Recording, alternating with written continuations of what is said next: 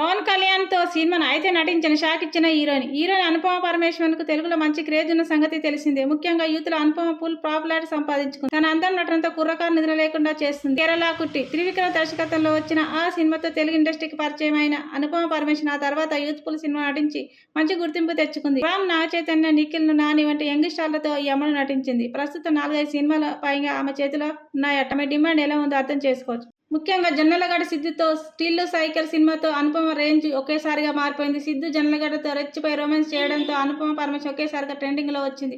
గతంలో ఎన్నో లేనంత ఆర్ట్ కనిపించింది. దీంతో ఇప్పుడు ఎక్కడ చూసినా అక్కడ అనుపమ రొమాన్స్ గురించి విపరీతమైన చర్చ సాగుతుంది. ప్రేమ్ మూవీలో సినీ రంగంలో అడుగుపెట్టిన ఈ చిన్న సమయంలో మంచి గుర్తింపు తెచ్చుకుంది.